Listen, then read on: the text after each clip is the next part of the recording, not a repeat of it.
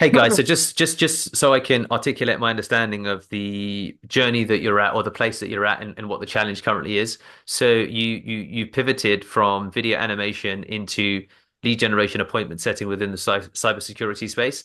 The main challenge with video animation is it's inherently a one-time service, if you will. So there's always the challenge that comes with recurring revenue, and that's why there's been a pivot that's been made into lead generation appointment setting cybersecurity. And I presume that comes from to a degree that lead generation you understand as a function of what you did for your video animation business to generate the clients in the first place. So there's some transferability of skill. So you don't need to completely relearn a new skill to even generate the new clients. And the second degree of it, why cybersecurity, probably you had some exposure to that within what you did Yeah, with your video animation business to begin with. And then you saw yeah. this as being quite a specific niche that had good deal sizes and an inbuilt degree of client stickiness because of the difficulty of penetration within that market within the first place, which the thesis typically is slow to act, long to stay.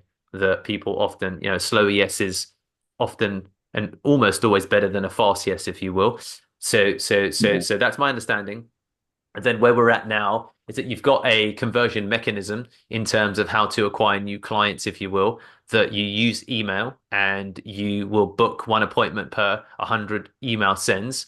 And then as it stands at the moment, because the new business is very new, you've got your one client that has been sticky, which is great because it shows some evidence of the proof of delivery, if you will, as you said, in lead generation going from October to today, we're looking at 9 months. So that's much bigger than average, which reinforces the stickiness as well as obviously the delivery that corresponds to it. Now, my understanding is that the main thing that you're looking to optimize for, because you want to get 2 to 4, let's say 4 as a simple number, 5K, let's say each client, let's just assume 5K a month. That's there or thereabouts the size of ticket. And the idea would be that the LTV for your client, let's just approximate 6 months. So we're looking at £30,000 per ticket. So that'd be the deal size, if you will, based upon the data set that you have so far. And that what we're trying to optimize for is to get it to a place where you have 4 clients by, let's say, end of year, given where we're at right now, that we move into what are we? Okay, cool. So we're moving into month 8. So we've got another, let's say, including month 8, we've got 4 or 5 months to so we're looking at practically speaking, maybe one new client a month. So that would be an ideal outcome. Is that a fair understanding of No, what we're doing that's right that's now? spot on. That's spot Okay. on. Okay, Yeah, great. spot on. Yeah. So just a couple of questions to understand some things more. So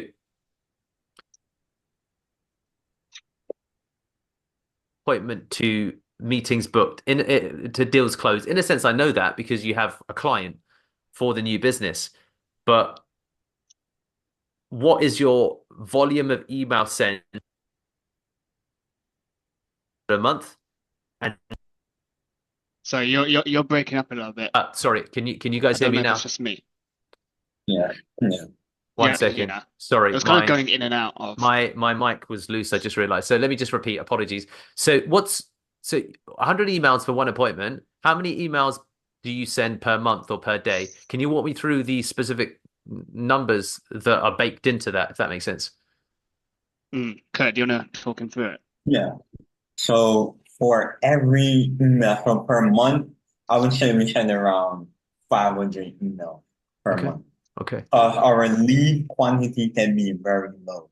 Like we don't go after too much lead because there's only a limited amount of Very leads limited that pool. Okay. Yeah. pool that Okay. we So like source from. So Okay. we don't really get a high volume because the That makes industry is sense. all raw. Yeah. Okay. Okay. there's a Okay. limited amount of like cybersecurity companies that have a Sure. product that they offer in the market. Yeah. And Makes sense. obviously, this is we're going to have to like people that have funding or some kind of revenue in the door. So Yeah. Yeah. Yeah. Kind of like we've gotten limit. to a point where we've run through quite a lot of companies already. That makes sense. So we've expanded like internationally to like Europe. Yeah. So to be more specific, our target is cybersecurity, but then we also target B2B SaaS. So typically Ah, SaaS companies that are offering like a high ticket Okay, product. okay, okay, okay. And we do have other sub niches as well that we can go after. So it's usually yeah, cybersecurity that offer a SaaS or Yeah. B2B SaaS Okay. as well. yeah. Okay. Okay. Got it. Look, so I think that there's a couple of things that strike me in general. Mm, So number one, your TAM sounds like it would be inherently limited, your total addressable market, because of the inherent Yeah. barriers to entry. It's SaaS or cybersecurity. It's a particular size of ticket, which means they need to be a particular size of business. So you can quite quickly exhaust a market and then move to a different territory. So I think that then I would revert you back to the principle that Paul Graham spoke about in one of his famous essays 14 years ago, that you need to focus on doing things that don't scale because you'll very quickly run into market burnout.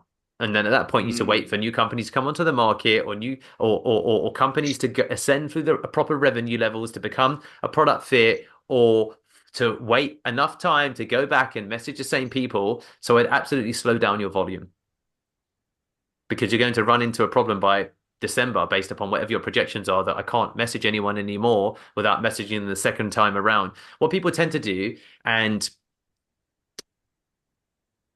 this is often something that is spoken about. It's the guy that bought the Mark Cuban. Mark Cuban talks about it. There you go. So Paul Graham says do things that don't scale because scale is often and never typically the problem. The problem is that, and that's a typical function of today, that what people tend to do is use technology to ultimately become the superior function instead of intelligence of actual outreach. So people substitute volume with intellect. Mark Cuban also talks. So when you do things that don't scale, adding scale to anything is quite easy to do. There's examples of companies that do hundreds of millions that when they started, their founder would write handwritten thank you notes.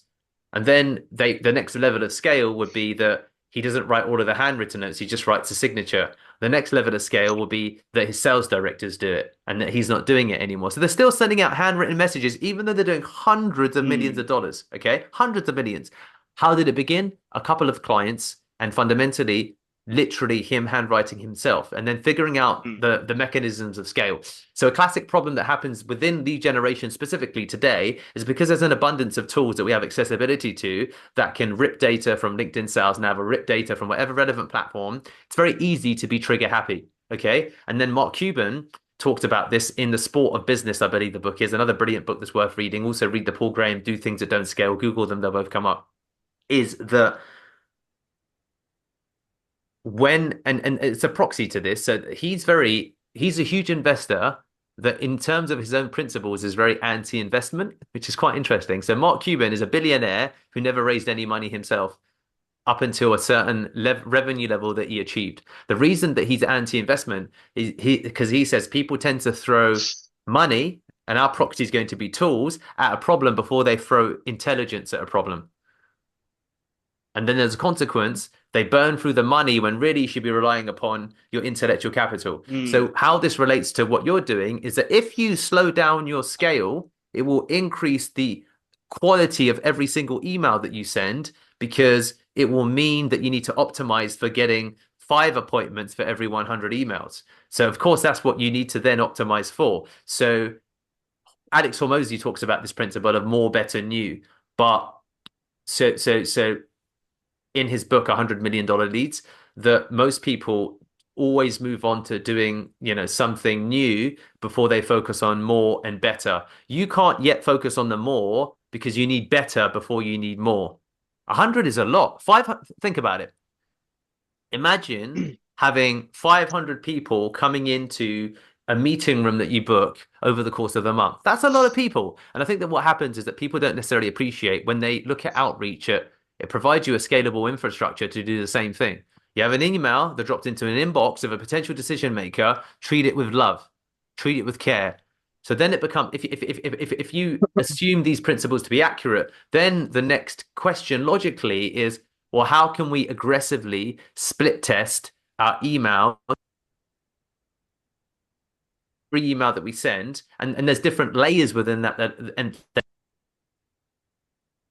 Oh, dude, sorry, Burnout. your audio's cutting out again. You know what? I'm sorry, guys. Is my audio better now? Yeah. Yeah, Sorry. Keep yeah. telling me. Apologies. So, so, No so, worries. so then, and I don't know how deep you've gone with it, but my answer would be not deep enough because you need to get 5 appointments for every Yeah. 100 emails. That's Yeah. Mm, clearly the answer. That's the constraint of your business. The Mm, constraint is not total addressable market because the total addressable market, but then we get into different discussions. Do you move industry? Do you move business model? We're not discussing that. We're discussing, and actually what you need is X% of the market. So if there's 10,000 total addressable customers you need to optimize every single email and every single relationship that you attempt to build. Okay. So also so massively dramatically improve the quality of your emails. I know they're not good enough because you're not getting the volume of appointments that you need. So I know mm, for a fact they're not good enough without even looking at the particular materials. The functions of that, there's technology problems, SPF, DKM, DMARC, ARC records. There's TLS certificates now. There's even more stuff than this that's developing. And then, of course, there's the subject lines of the emails. There's the body. There's a great proportion of people that believe now that you shouldn't track any open rates because they use a blank image to insert into the actual emails. And that's how email tools are able to track your open rates. So the latest email providers say we don't track any open rates because actually really? you damage deliverability. The only thing, because Oh, when someone replies, you don't need a pixel for a reply, but you need a pixel for an open, because that's how the email tool can fundamentally determine that an email has been opened. You would know this if you focused on the better instead of the more, because you would go deeper with the emails, deeper with how can we optimize the replies, deeper with the what don't I know that's stopping me from getting 5 appointments. And that's a function of what you're benchmarking for. You're benchmarking for clients, but the main focus here, I think, should be the benchmarking for appointments because that's the proximate goal. And you don't throw volume at the problem, which I was hearing with. So now we're going to a new mm, market. Now we're going to go mm, to another market. Now we're going to, oh, you know what? Instead of just doing B2B SaaS, we're going to also maybe do something else, which typically is what tends to happen. So I'd say focus aggressively on bringing the quality up and see what that does to your result. And I mm, think that would be a gateway to generating more closes. mm. No, it makes total sense because like we've tried being like obviously tried tailoring our messaging as much as we can. We use like video in our emails as well. We try and yeah, personalize it towards their specific pain points. But ultimately we've still ran through quite a lot of the site. Like we're unable to get more Mm, cybersecurity mm, lists, like exactly. leads, Yeah, to be able yeah, to reach out to as a result. yeah. Yeah, And and and it and makes and sense. and then because you have a market that's slow to act, the mechanism of email or whatever you're trying to optimize for, you should be optimizing for relationship building. And relationship building is typically multifaceted or Mm, multi-channel. It sounds like you're mm, optimizing for probably a booked call. I would slow it down and maybe look at relationship. So build relationship capital. How do you build relationship capital with cybersecurity people? You probably message them on LinkedIn and build relationships and appear in their thread and then send them an email yeah. two weeks later. Mm, I wouldn't initially make a request before providing value. The problem is, and what sits underneath this is we all live in the microwave culture where we want a quick result. And therefore, we get impatient about the nature of, well, build a relationship and don't make an ask until 1 month into building the relationship, which requires patience, which means that, okay, well, that means Frank at Technology Systems Limited, I need to drop him a little LinkedIn message. I need to maybe have a say, I'd love to get your insights on XYZ, what your thinking is about what's going on in the industry at the moment. Then you want to have dialogue back and forth on WhatsApp. I'm talking hypothetically for a couple of weeks, and then you want to have a call to build a relationship. And then you want to say, look, when the time's right, think of us. Or just for him to become peripherally aware of what you do. And people only do that when they're in it for the long haul. Because most mm, people, when they're short-term thinkers, optimize for a revenue goal when you should optimize for the relationship goal, because then the relationship will the revenue will be a function of the relationships that you build in an industry like this. Yeah. No, that makes total sense. Because right now, I guess we are, because we're optimizing from the call, we're only able to obtain a small percentage of Yeah, people that are already urgency. ready and probably looking Yeah, for our exactly. service And that's like that and are means discarding of everyone else. so you're optimizing for the lowest fruit on the ladder and you're missing 90% of the market. Yeah. Because the guys that Mm. aren't ready in 6 months from now will not book a call right now. But then if you go to the next level up, it's like, well, what about if I just want to have meaningful conversations with people? What if I just want to talk about cybersecurity in general? What if I want to connect with them to discuss their career and what they're doing? And the challenge that you too will face is to think about how much do you want to do that?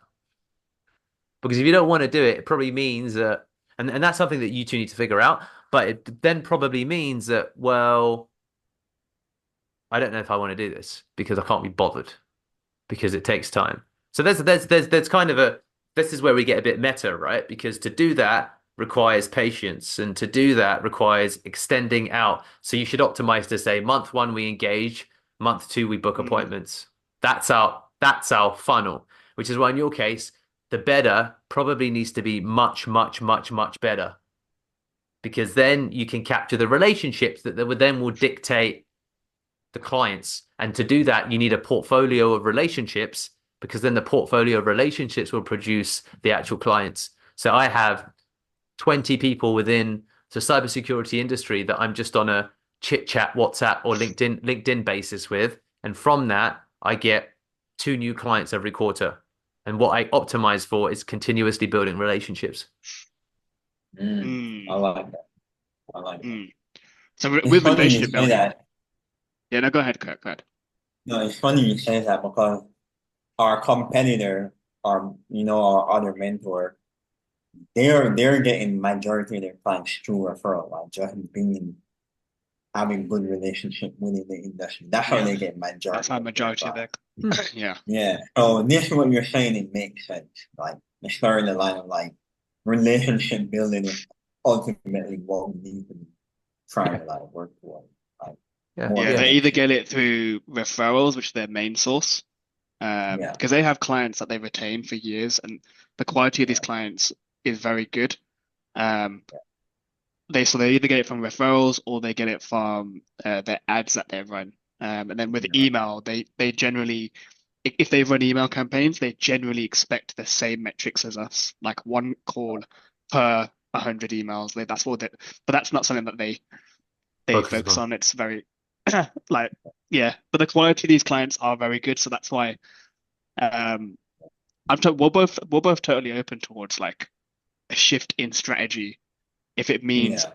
the longer run. Because ultimately, me and Kurt have been running these campaigns for a number of months now, Sure. and we're just like we've ran through quite a large part of the market, and we look at these lists and we think, fucking hell, like these are perfect type of clients for us to work with that we can help. Um, but the methodology in us trying to reach out to them to get them on a call is very flawed because it's even though our email looks a little bit different to everyone else, it's still like asking for something at the end of the day, asking for them to jump on a call when they're probably Yeah. not Yeah, audience for exactly. that. So So that's it, yeah, gents. Optimize for engaging relationships with interesting questions, and the medium can absolutely be email if that's where you want to go. And going deeper can often mean making that mindset shift of, okay, mm. let's aim to. LinkedIn's probably the best platform for something like that, right? I would What do you think? say that right now it's an open question. As long as you build or seek to build the relationship, then pick your poison. But I think that that's what we want to optimize to grow the volume of replies. And you're in a great space that you can test it. And there's the minimal, but as I said, it's worthy of going slow to go fast. So going slow is okay. We want to optimize for relationships, and it's a couple of hours practically. I'm talking about really. So I say go slow to go Yeah. fast. Everyone's slow and fast is relative. So I'd say that just be sure of what your talking points are, what you think people will find interesting, and that there's a level of exchange value. And that begins with And again, this is where the thinking comes into place because people will say, okay, I'll send them a latest insight on the future of cybersecurity on this link. It's not really fucking what Yeah. that's what everyone's doing. So you fall into that same bucket. So just be mindful of, and that's where going slow is important. 10, 5 different tests with 20 emails per test, and then seeing which one gets the best result.